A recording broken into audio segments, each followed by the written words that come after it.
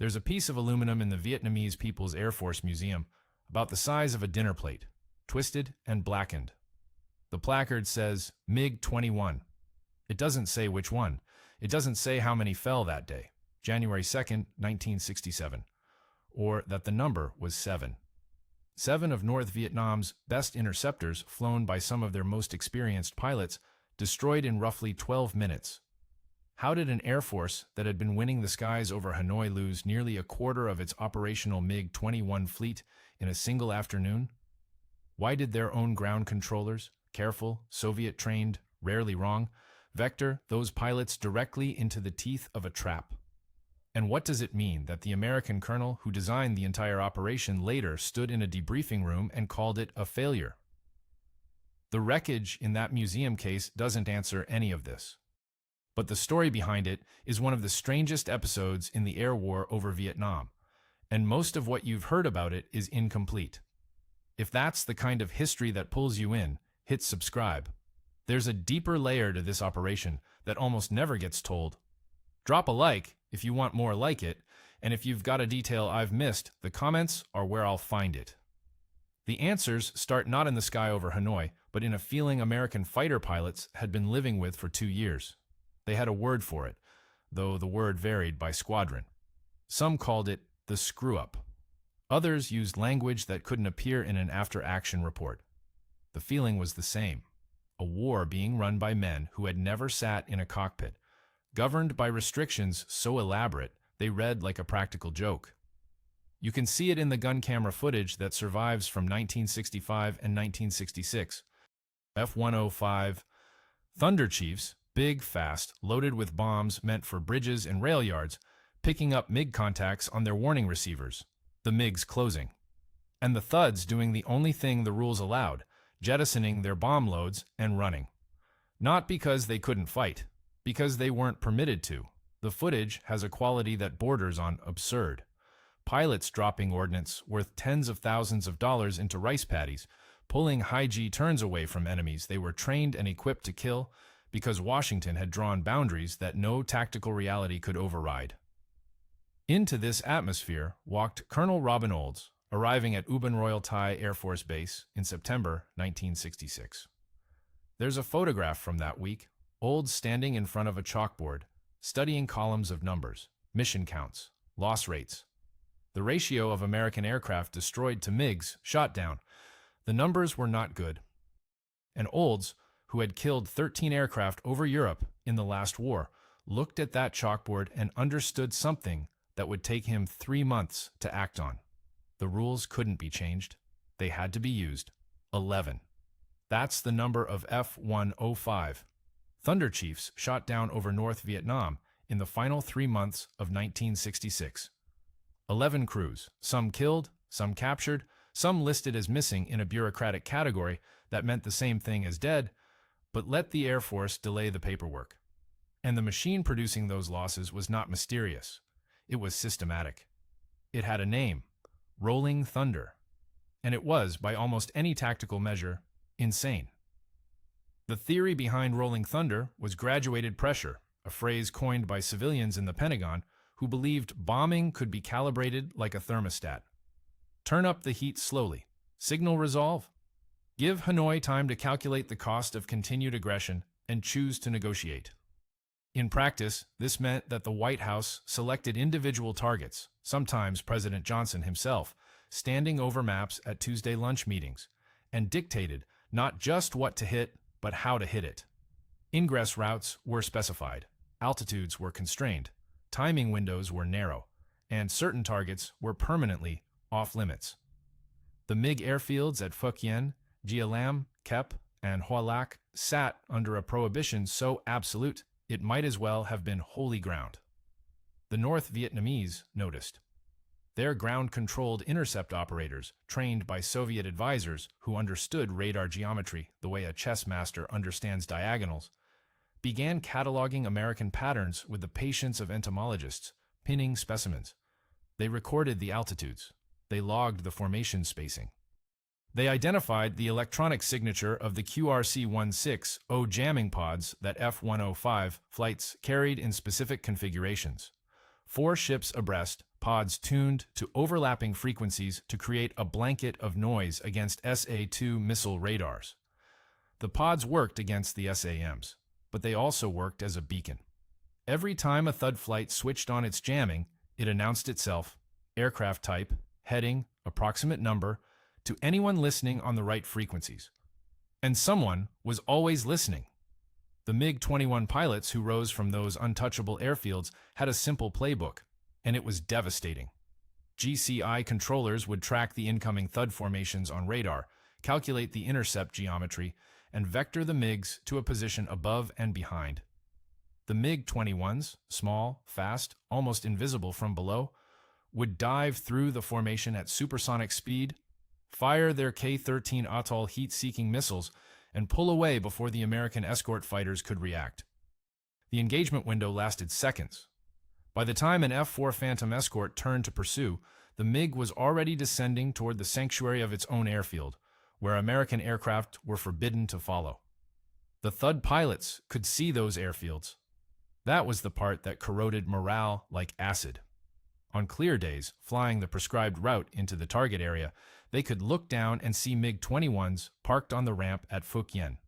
Silver fuselages glinting in rows, fuel trucks, ground crews, everything a single strafing pass would destroy. And they flew past every time, carrying bombs meant for a bridge or a warehouse that would be repaired within a week, knowing that the aircraft being prepared to kill them sat in plain sight under the protection of a policy made in Washington. The F-105 was not a helpless aircraft. It was big, it was fast, and in the right hands, it could fight. But loaded with 6,000 pounds of bombs and locked into a formation optimized for jamming rather than combat, it was a target. The pilots knew this with a clarity that bordered on rage. They wrote letters, they filed complaints through channels. They said what everyone in theater already understood: the enemy had solved the problem of rolling thunder. The patterns were known, the sanctuaries were inviolable. And the MiG-21 force, small, fewer than 30 operational airframes, was punching far above its weight because every advantage had been handed to it by American policy. This was the war that Robin Olds inherited when he took command of the 8th Tactical Fighter Wing at Ubon. He spent his first weeks doing what good commanders do: flying missions, reading intelligence reports, talking to pilots who had been living inside this system for months. And somewhere in that process, studying the very restrictions that were killing his colleagues, Olds saw something no one else had articulated. The predictability wasn't just a weakness, it was a tool. If the enemy had learned to read American patterns like a language, then that language could be used to lie. What does it take to make a fighter jet pretend to be a bomber? Not much, it turns out. And that was the elegant, infuriating core of what Olds designed. The F-4C Phantom and the F-105 Thunderchief were different aircraft, different size, different mission, different performance envelope. But on a radar screen in a darkened GCI bunker outside Hanoi, they could be made identical. Same speed, same altitude, same formation geometry. 4 ships abreast, the signature spread that North Vietnamese controllers had learned to recognize as a Thud strike package inbound with bombs. Hang QRC-16 jamming pods on the Phantoms in the same configuration the Thuds carried, tune them to the same frequencies, and the electronic picture would be perfect. The controllers would see what they expected to see. They would call the MiGs up to intercept. And the MiGs would find not bomb-laden Thunderchiefs desperate to jettison and run, but Phantoms carrying nothing but sparrows and sidewinders, piloted by men who had come specifically to kill them. Olds called it Operation Bolo. The name was almost too casual for what it represented, a complete inversion of everything the air war had been. For 18 months, American predictability had been a gift to the enemy. Now, Olds would weaponize that same predictability, feeding the GCI controllers exactly the data they were trained to trust, exploiting the rigidity of a system that couldn't adapt once the intercept was committed. The MiG-21 pilots didn't freelance. They followed vectors from the ground. They climbed when told to climb, turned when told to turn, fired when told to fire. That discipline had made them lethal. It was about to make them blind. The operational security was severe. Olds briefed the full plan to fewer than a dozen people. Pilots received their specific mission details only hours before launch. The coordination required was staggering. Not just the 8th Wing's Phantoms from Ubon, but flights from the 366th Wing at Da Nang, timed to seal the escape routes, tanker support, Iron Hand, SAM suppression flights, all synchronized to arrive in sequence over a target area where the engagement window would last minutes. Then, the weather intervened. The original date slipped, then slipped again. Each delay was a hemorrhage of security. More time for a careless word, a leaked detail, a pattern noticed. Olds waited. The plan held. On the morning of January 2, 1967, the meteorological officer walked into the briefing room and said the word Olds had been waiting to hear. Clear. Over Hanoi, for the first time in days, the cloud deck would break. The Wolfpack launched. 32,000 feet above the Red River Valley, the Phantoms of Olds led flight held formation, with the discipline of men pretending to be someone else. Airspeed. 480 knots, the lumbering pace of a Thud weighted down with bombs. Altitude. Exactly what a rolling thunder strike package would fly. Pod formation. 4 abreast, jamming frequencies radiating the electronic signature that North Vietnamese GCI controllers had cataloged dozens of times before. Every detail was a sentence in a language the enemy had spent 18 months learning to read. And every sentence was a lie. 50 miles east, inside a GCI bunker built into a hillside, hardened concrete, Soviet equipment, dim green radar screens, controllers watched the returns materialize exactly as expected. Inbound formation, northwest approach corridor, electronic profile consistent with F-105 strike package. The senior controller would have begun his calculations immediately. Speed, heading, altitude, inputs to a geometry problem he had solved many times. The intercept point, the vector. The altitude at which MiG-21s should be positioned to execute the diving attack that had killed so many Thuds before. He gave the order. At Phuc Yen and Noi Bai, MiG-21s began their takeoff rolls. Pilots who had trained for exactly this scenario. Scramble, climb, follow the controller's voice, acquire the target visually at the last moment, fire, and dive away. Pushed throttles forward and lifted into an overcast sky. The cloud deck that had delayed Bolo for days had broken over the target area, but it hadn't vanished. It hung in ragged layers between 15 and 20,000 feet, thick enough to hide an aircraft for seconds at a time. The MiG pilots climbed through it blind, trusting the voice in their headsets. The controller said the targets were there. The controller was always right. This was the mechanism that had made the VPAF so effective. Total trust in ground control, total obedience to the vector. A MiG-21 pilot didn't need to search for his target. He didn't need to make tactical decisions. He followed instructions refined by months of pattern analysis until the enemy appeared in his windscreen, already positioned for the kill. The system was lethal precisely because it eliminated variables, and it was vulnerable precisely because it couldn't accommodate the one variable no one had considered, that the target might not be what the radar said it was. Olds' flight reached the designated point, Phuc Yen itself, the airfield they had never been allowed to touch, and began to orbit. The Phantoms turned in a racetrack pattern, still broadcasting their false signature, waiting. Below and behind, the MiG-21s climbed through the cloud layers toward what their controllers promised was a formation of heavy, sluggish bombers. The geometry was closing. Two groups of aircraft converging on a point in the sky that existed only in mathematics and intent. One side expecting prey, the other expecting exactly what was coming. Then Olds' backseat called the contact. Radar return, low, climbing fast, more behind it. The MiGs were coming up through the clouds in pairs, just as the intelligence had predicted. Committed to their attack run, following vectors calculated for an enemy that didn't exist. Olds broke formation and turned into them. The first MiG-21 emerged from the cloud tops into clear air and found itself staring not at the fat belly of a bomb-laden Thunderchief, but at the nose of an F-4C Phantom already in a firing solution. The geometry that the GCI controllers had so carefully calculated, the speed, the angle, the altitude, was perfect. It had delivered their own pilots into the kill box. The AIM-9B Sidewinder was not a sophisticated weapon. It was a tube with fins, a seeker head cooled by a small bottle of nitrogen, and an infrared sensor that could track a heat source, an engine exhaust, the sun, occasionally the warm ground below if the pilot fired at the wrong angle. It had a narrow acquisition cone. It could be fooled by a hard turn. Its motor burned for just over 2 seconds.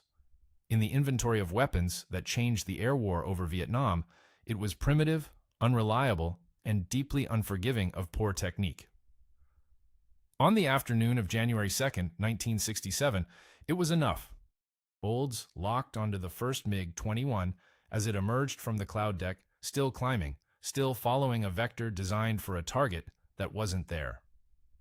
The Vietnamese pilot may have seen the Phantom in his final seconds of flight. The F-4C was not a small aircraft, but the geometry left no room for evasion. The Sidewinder tracked clean and detonated near the tailpipe. The MiG pitched over and fell. Forward flight's other elements were already engaging. The MiGs came up in pairs, separated by seconds, each one emerging from the clouds into an ambush that was already in progress. Captain Walter Radiker III and his backseater fired on a MiG-21 that broke hard left after clearing the overcast. Too late, the missile was already guiding. Lieutenant Ralph Wetterhahn caught another as it attempted to reverse back into the clouds, a fleeting snapshot that connected. The engagements were fast, close, and chaotic in the way that air combat always is once the geometry collapses into a knife fight. Pilots who had rehearsed clean intercepts found themselves in twisting, spiraling fights where the cloud layers became both cover and trap. A MiG would dive into a gap, vanish, reappear seconds later in a different quadrant, and another Phantom would be there. Olds himself pursued a second MiG-21 through a descending turn that took both aircraft through a cloud layer and out the other side. He fired an AIM-9 that failed to guide, then another. The MiG was maneuvering hard now, its pilot clearly aware that the situation had inverted. He was the prey, not the hunter. Olds closed the range and fired a third Sidewinder. It tracked. But whether the kill was clean or the MiG escaped damaged into the undercast became one of the engagement's many unresolved details. Within minutes, the airspace over Phuc Yen had become a vertical arena where Phantoms and MiGs slashed through cloud canyons at speeds that compressed decision-making into fractions of seconds. The GCI controllers, whose voices had guided every previous engagement with metronomic calm, were overwhelmed. The picture on their screens no longer matched any pattern they had studied. Their MiGs were not diving through bomber formations and pulling away clean. Their MiGs were fighting for their lives, turning and burning fuel at emergency rates, and the voices calling for vectors were not calm. The system built on predictability had encountered chaos, and it had no protocol for chaos. The last kills came in rapid sequence. Flights from the 8th Wing that had been timed to arrive in the minutes after Old's initial engagement found MiGs already scattered, disoriented, low on fuel, and separated from their controllers. These were not dogfights in any classical sense. They were the final minutes of a broken system shedding its components. 12 minutes. That was the span from Old's first engagement to the last confirmed kill. 12 minutes, and 7 MiG-21s were destroyed, or 5. The Vietnamese People's Air Force acknowledged 5 aerial losses that day, plus a 6th aircraft, piloted by Nguyen Dang Kinh, that ran out of fuel attempting to recover at an alternate field and was destroyed on impact. The American claims of 7 were standard for the confusion of multi-aircraft engagements where gun camera footage was ambiguous and multiple pilots sometimes fired on the same target. The discrepancy will never be resolved. Fog of war is not a metaphor. It is a physical description of what happens when men fight at 600 miles an hour through actual clouds, and the difference between 5 and 7 is exactly the kind of precision that combat refuses to provide. What is not in dispute is what those numbers meant. North Vietnam's operational MiG-21 force, before Bolo, numbered perhaps 16 aircraft. In 12 minutes, a third to nearly half of that force ceased to exist. The VPAF did the only thing it could do. It grounded every remaining MiG-21. For weeks, then months, the silver interceptors that had terrorized Thud formations stayed on the ground. The airfields at Phuc Yen that American pilots had been forbidden to bomb achieved briefly the condition that bombing would have produced: emptiness, silence, aircraft that existed but did not fly. 0 American aircraft were lost. Not one Phantom took a hit. The trap had closed perfectly, and nothing had escaped in the wrong direction.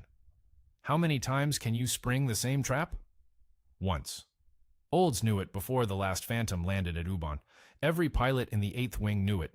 The VPAF's GCI controllers, still sitting in their bunkers with the ghost returns of dead MiGs fading from their screens, knew it. Deception works exactly once against a competent enemy, and the North Vietnamese were competent.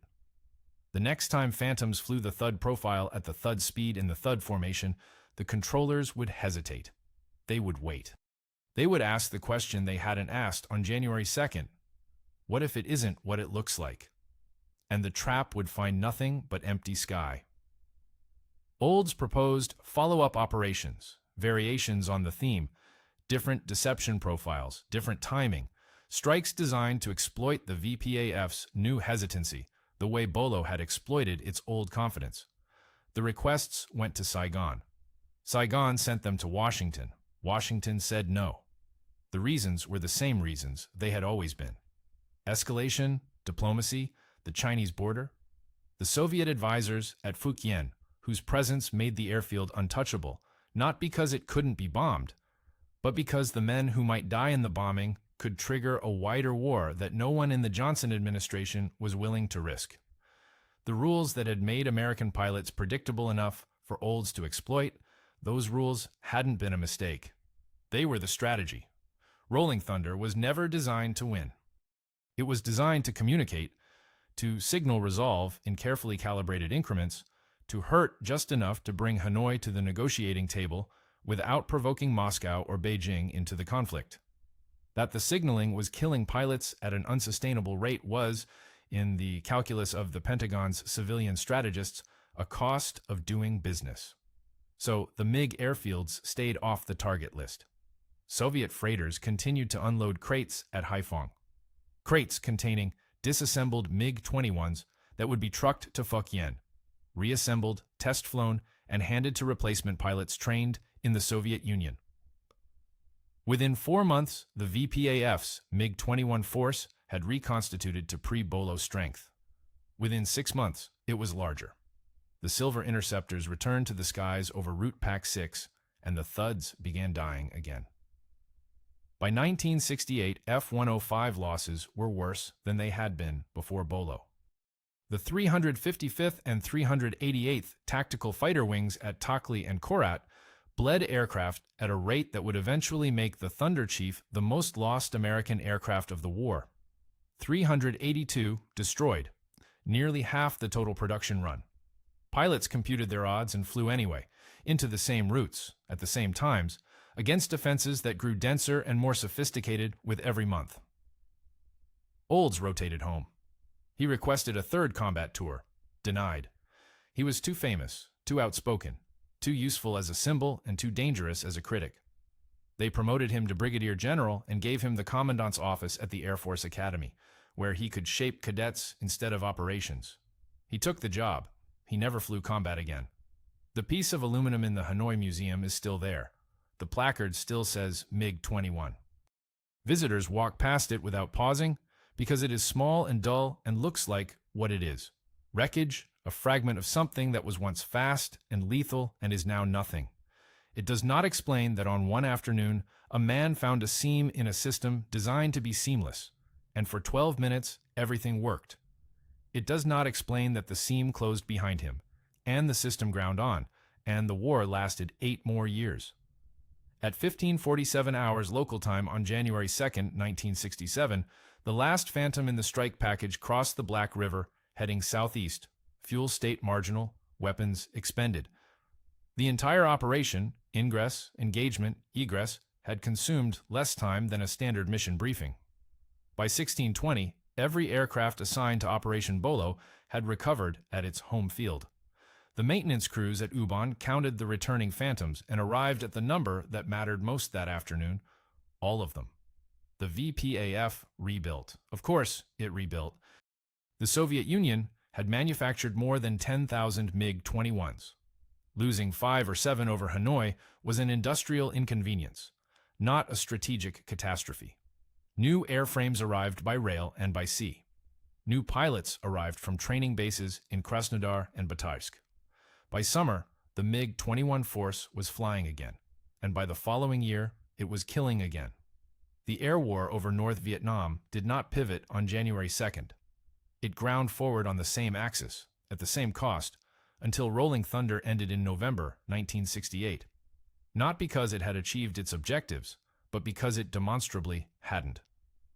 Marshal Michel, whose clashes remains the most rigorous account of the air war's fighter engagements, calls Bolo the most successful American air-to-air mission of the conflict. The VPAF's institutional historians frame it differently. In their telling, Bolo was a temporary setback that exposed a vulnerability in GCY doctrine, over-reliance on pattern recognition, which was subsequently corrected. Both assessments are true. They are describing the same 12 minutes from opposite ends of a war that would last 8 more years and consume another 3,000 American aircraft. Robin Olds never got to spring the trap again. He never got to bomb the airfields. He never got the loosened rules of engagement that might have let tactical ingenuity compound into operational effect. What he got was a single afternoon in which everything aligned: intelligence, planning, weather, timing, execution, and produced a result so clean it almost seemed to belong to a different war. He spent the rest of his life arguing that it should have been a different war. In his memoir, dictated in the final years before his death in 2007, the bitterness toward Washington's management of Rolling Thunder runs deeper than any pride in Bolo. He called the rules of engagement criminally stupid. He called the target restrictions an act of moral cowardice. He never softened the language and never retracted it. The VPAF learned. That is what competent enemies do. After Bolo, GCI controllers added verification protocols, secondary radar checks, timing delays, cross-referencing with optical observation posts before committing interceptors. The MiG-21 pilots who returned to operations in mid-1967 were more cautious, less predictable, harder to bait. They had paid for the education with their colleagues' lives, and they did not waste it. By 1968, the kill ratio between American fighters and VPAF interceptors had narrowed to figures that would have been unthinkable in the weeks after Bolo. So, what did it prove? That a system built on pattern recognition can be defeated by a man willing to become the pattern. That deception is the highest form of tactical respect. You cannot deceive an enemy you don't understand. That 12 minutes of perfect execution cannot overcome years of strategic incoherence, but that the men who flew those 12 minutes were not responsible for the incoherence and should not be measured by it. Or it proved nothing at all, and was simply the best afternoon of flying in a war full of terrible ones. The numbers are what remain: 7 MiG-21s claimed destroyed by American pilots, 5 confirmed by Vietnamese records, plus 1 lost on recovery, 0 American losses, 56 Phantoms launched across all elements of the operation, 12 minutes of active engagement, 105 days until the VPAF's MiG-21 force returned to full operational status. Robin Olds flew 152 combat missions over North Vietnam. He was credited with 4 aerial victories, making him the war's highest-scoring Air Force pilot, who had also been an ace in a previous conflict. He retired as a brigadier general in 1973. He died on June 14, 2007, at the age of 84. The after-action report for Operation Bolo, filed with 7th Air Force Headquarters at Tan Son Nhut on January 4, 1967, listed it as a fighter sweep, the first conducted by the United States Air Force since the Korean War. Mission objective: attrition of enemy interceptor force. Mission result: successful. The report ran 11 pages, double-spaced, with 3 appendices and a distribution list of 14 commands. It is stored in the Air Force Historical Research Agency at Maxwell Air Force Base, Alabama, where it can be requested by anyone with a valid research purpose. File reference: K740.04-24.